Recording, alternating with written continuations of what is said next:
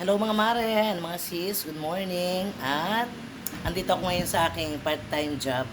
Dito lang ito malapit sa amin, sa labasan lang namin. Isa akong cook ng pananghalian at hapunan ng ah, isang 24 hours na tindahan na merong 5 branches.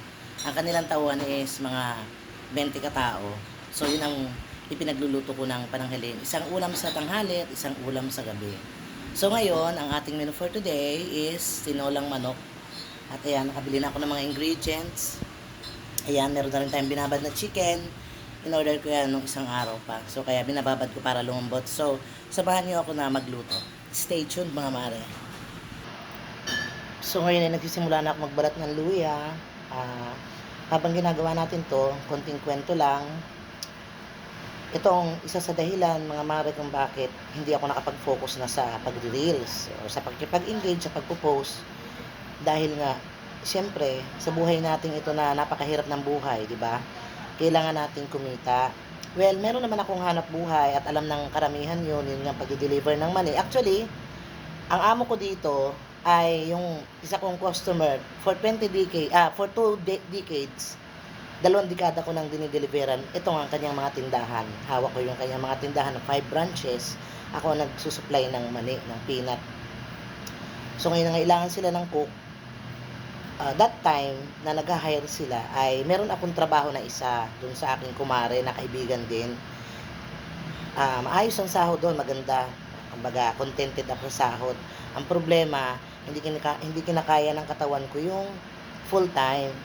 Kasi alam nyo naman sa mga ganitong trabaho na kumbaga hindi ng government, ay ang full time nila is 12 hours. Minsan humihigit pa. So hindi kinakaya ng katawan ko, nagkakasakit ako.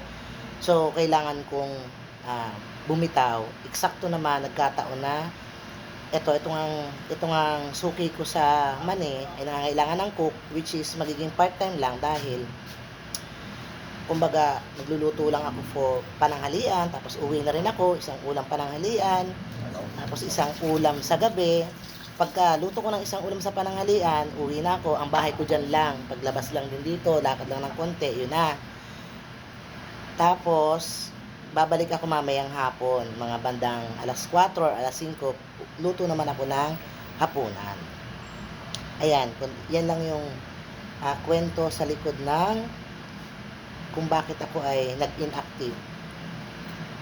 At yun na busy din ako sa live streaming dahil nga nawalan ako ng gana nga dito sa ating pag-release dahil ang dahilan is di ko alam kung kailan makakasahod, 'di ba? Kasi yung stars, yung requirement sa stars ay napakalaki. Wala naman tayong star senders or gifter, 'di ba, na talagang bonggang-bongga. Para sa akin naman ay bongga itong mga star senders natin, pero alam mo yun, hindi, kumbaga matagal bago ayun. Tapos naging not recommendable pa ang aking account dahil sa violation na nangyari sa akin. Sa madalit sabi, kahit anong pagsisikap nga ang ginagawa ko noon ay parang nababaliwala. So kailangan ko mamili at kailangan kong mag-focus doon sa talagang kailangan ng pamilya natin.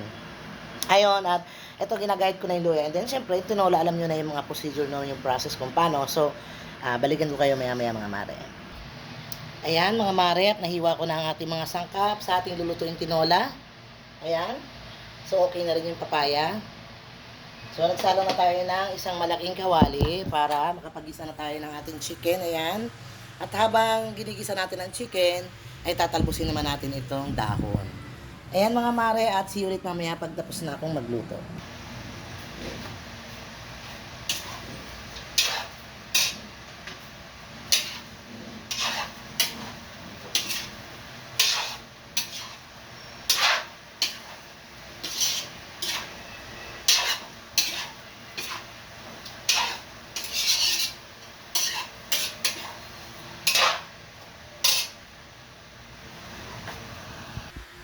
Ito na mga mare, luto na ang ating tinola.